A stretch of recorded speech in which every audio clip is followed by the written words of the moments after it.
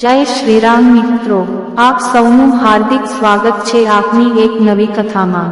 ઘણા લોકોના મનમાં આ પ્રશ્ન ચોક્કસ ઉદ્ભવતો હશે કે આખરે સ્ત્રીઓને સ્મશાન ઘાટ પર જવાની મનાઈ કેમ કરવામાં આવે છે? આની પાછળનું રહસ્ય શું છે કે પછી કારણ શું છે? પ્રિય મિત્રો, આજે આપણે આ પ્રશ્નનો જવાબ એક જ્ઞાનથી ભરપૂર કથા દ્વારા આપવા જઈ રહ્યા છીએ। આ કથા ધર્મરાજે દેવર્ષિ નારદજીને સંભળાવી હતી। તો મિત્રો, આપ સૌને નમ્ર વિનંતી છે કે આ કથાને અંત સુધી પૂરા ધ્યાનથી સાંભળો અને જો કથા પસંદ આવે તો વિડીયોને લાઈક કરીને ચેનલને સબસ્ક્રાઇબ કરવાનું ભૂલશો નહીં। તો ચાલો મિત્રો, આપણો વધુ સમય બગાડ્યા વિના આ કથા શરૂ કરીએ। મિત્રો, એક વખતની વાત છે, આકાશલોકમાં ભ્રમણ કર્યા પછી નારાયણ ભક્ત દેવર્ષિ નારદજી નારાયણ નારાયણ નો જાપ કરતાં યમલોકમાં પધારે છે। ત્યાં નારદજીને આવતા જોઈને યમરાજના મનમાં તેમના પ્રત્યે ખૂબ જ પ્રસન્નતા થાય છે અને તેઓ નારદજીને કહે છે, હે બ્રહ્માનંદ, હું યમલોકનો ઉચ્ચ અધિકારી હોવાને કારણે આપનું યમલોકમાં હાર્દિક સ્વાગત અને અભિનંદન કરું છું। કહો, આજે કયા પ્રયોજનથી યમલોકમાં આવવું થયું? ચોક્કસ આપ કોઈ મહત્વના સમાચાર લઈને આવ્યા હશો। યમરાજના મુખેથી આ વાત સાંભળીને દેવર્ષિ નારદજી હાથ જોડીને કહે છે, હે દંડધારક, હું આપને સૌપ્રથમ શીશ નમાવીને પ્રણામ કરું છું। આજે હું આપની પાસે કોઈ સમાચાર લઈને નથી આવ્યો, પરંતુ હું તો આપની પાસે મારી એક શંકા લઈને આવ્યો છું જેનું નિવારણ ફક્ત આપે જ કરી શકો છો। કૃપા કરીને મારી આ શંકાનું નિવારણ કરો અને મારા આ વ્યાકુળ મનને શાંત કરો। ત્યારે ધર્મરાજ હળવી મુસ્કાન સાથે બોલે છે, હે બ્રહ્માનંદન, આપના મનમાં જે પણ પ્રશ્ન હોય આપ નિસંકોચ પૂછો, હું ચોક્કસ આપની શંકાનું સમાધાન કરીશ। પછી દેવર્ષિ નારદજી કહે છે, હે સૂર્યતનય ધર્મરાજ, મારો પહેલો પ્રશ્ન એ છે કે માણસ ગરીબીમાંથી કેવી રીતે મુક્તિ મેળવી શકે છે? અને મારો બીજો પ્રશ્ન એ છે કે કયા કારણે સ્ત્રીઓનું સ્મશાન ઘાટ જવું વર્જિત છે?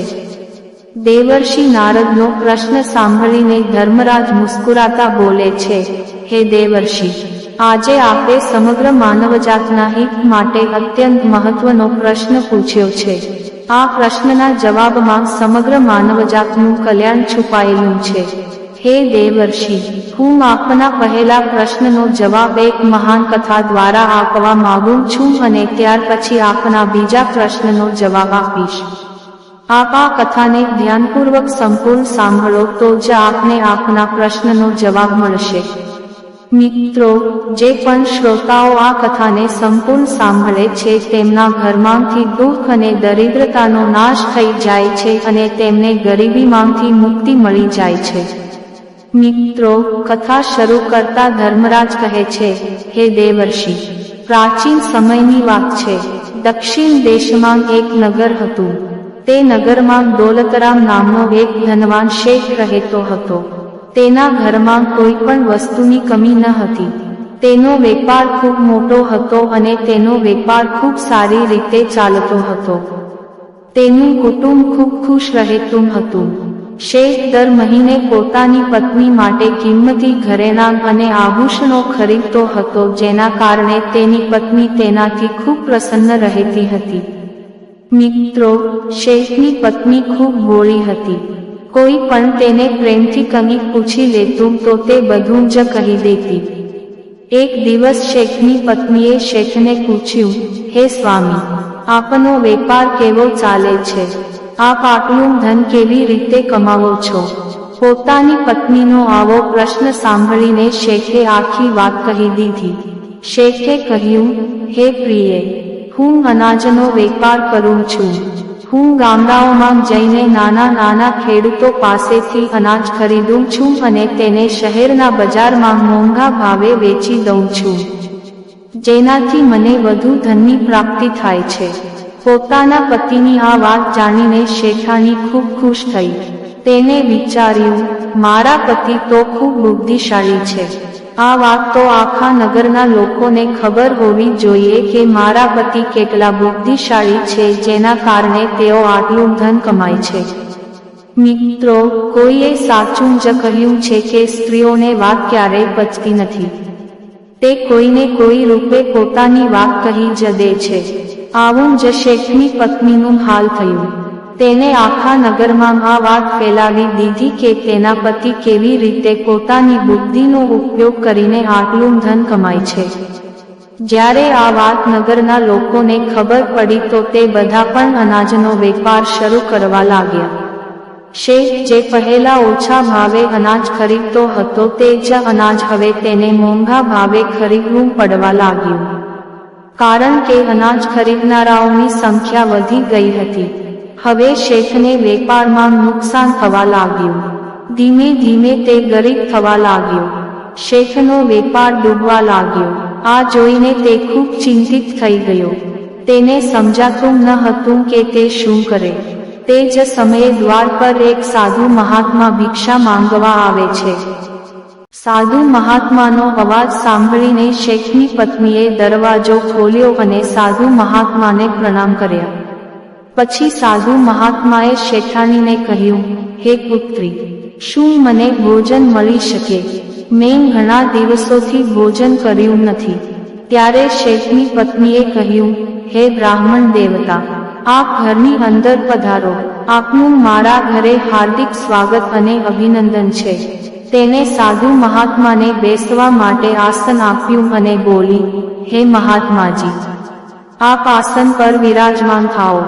હે બ્રાહ્મણ દેવતા, આપ થોડી ક્ષણ પ્રતીક્ષા કરો, હું આપના માટે ભોજન બનાવીને લાવું છું. મિત્રો, થોડી વાર પછી તેને સાધુ મહાત્મા માટે નાના નાના વ્યંજનો બનાવીને લાવ્યા અને સાધુ મહાત્માને ખાવા માટે આપ્યા. સાધુ મહાત્માએ ભોજન કર્યું અને પછી આરામ કરવા લાગ્યા. ત્યાં જ શેઠજી ત્યાં આવી પહોંચ્યા અને તેમને સાધુ મહાત્માને પ્રણામ કર્યા અને શાંત ભાવે તેમની નજીક બેસી ગયા. શેઠને આ રીતે ચિંતિત જોઈને સાધુ મહાત્માએ કહ્યું, હે પુત્ર, શું વાત છે? આપ બેચેન લાગો છો. આપની ચિંતાનું કારણ શું છે? ત્યારે શેઠે કહ્યું, હે બ્રાહ્મણ દેવતા, મારો વેપાર બંધ થવાની તૈયારીમાં છે, કારણ કે નગરમાં ઘણા લોકોએ અનાજનો વેપાર શરૂ કરી દીધો છે, જેના કારણે અમને વેપારમાં નુકસાન થઈ રહ્યું છે. આથી હું આટલો ચિંતિત છું. શેઠની વાત સાંભળીને સંન્યાસી મહાત્માએ એક લાંબો શ્વાસ લીધો અને શેઠને પૂછ્યું, બેટા, શું તમે કોઈને કહ્યું હતું કે તમે કેવી રીતે ધન કમાવો છો? તમે કેવી રીતે આજીવિકા ચલાવો છો? ત્યારે શેઠે કહ્યું, હે બ્રાહ્મણ દેવતા, આ વાત મારી પત્નીએ મને પૂછી હતી ત્યારે મેં તેને કહ્યું હતું કે હું અનાજનો વેપાર કરીને ધન કમાવું છું. શેઠની વાત સાંભળીને સંન્યાસી મહાત્મા આખી વાત સમજી ગયા અને શેઠને બોલ્યા, બેટા, તમે જીવનમાં ખૂબ મોટી ભૂલ કરી દીધી છે. તમારે આ વાત કોઈને પણ ન કહેવી જોઈએ, ભલે તે તમારી પત્ની જ કેમ ન હોય. 3 બાબતો જે ક્યારેય કોઈને ન કહેવી જોઈએ. મિત્રો, આગળ સંન્યાસી મહાત્મા કહે છે, હે પુત્ર, આજે હું તમને એક કથા સંભળાવું છું. આ કથા દ્વારા હું તમને સમજાવીશ કે ભલે ગમે તેટલા નજીકના સંબંધીઓ હોય તેમને આ 3 બાબતો ક્યારેય ન કહેવી જોઈએ. જો તમે આ 3 બાબતોનું પાલન કરશો તો ગરીબી તમારી આસપાસ પણ નહીં ભટકે. પ્રિય મિત્રો, કથા સંભળાવતા સંન્યાસી મહાત્મા શેઠને કહે છે, હે પુત્ર, પ્રાચીન કાળની વાત છે. એક નગરમાં એક ગરીબ માણસ રહેતો હતો. તે એટલો ગરીબ હતો કે પોતાના કુટુંબ માટે યોગ્ય રીતે ભોજન પણ નહોતું એકઠું કરી શકતો. મિત્રો, કહેવાય છે ને કે ગરીબી માણસ માટે શાપ સમાન હોય છે. ધન વિના કુટુંબ ચલાવવું ખૂબ મુશ્કેલ કામ હોય છે. આગળ સંન્યાસી મહાત્મા શેઠને કહે છે, હે પુત્ર, તે ગરીબ માણસ કોઈ રીતે પોતાના કુટુંબનું ભરણ પોષણ કરતો હતો. ક્યારેક તેમને ભોજન મળી જતું તો ક્યારેક ભૂખ્યા પેટે સૂઈ જવું પડતું. એક દિવસ તે ગરીબ માણસની પત્નીએ કહ્યું, હે સ્વામી, આપણે ક્યાં સુધી આ ગરીબીના દલદલમાં ડૂબેલા રહીશું? આપણને ક્યારે આ ગરીબીમાંથી મુક્તિ મળશે? આપની પાસે તો એટલું ધન પણ નથી કે આપણે પેટ ભરીને ભોજન કરી શકીએ. આવું ક્યાં સુધી ચાલશે? પછી તેણે પોતાના પતિને કહ્યું, હે પતિદેવ, આપ ધન કમાવવા માટે શહેર જાઓ. મિત્રો, પત્નીના વારંવાર કહેવાથી તે ગરીબ માણસ ધન કમાવવાના હેતુથી શહેર તરફ નીકળી પડ્યો. તે જંગલના રસ્તે શહેર તરફ જવા લાગ્યો. ચાલતાં ચાલતાં તે એક જંગલમાં પહોંચી ગયો. ખૂબ લાંબી મુસાફરી કરવાને કારણે તે ખૂબ થાકી ગયો હતો અને તેને ખૂબ તરસ પણ લાગી હતી. તે જંગલમાં નદીની શોધ કરવા લાગ્યો. ત્યાં જ તેને એક નદી દેખાઈ. તે નદી પાસે ગયો અને પેટ ભરીને પાણી પીધું અને પછી ફરીથી પોતાના ગંતવ્ય સ્થાન તરફ ચાલવા લાગ્યો.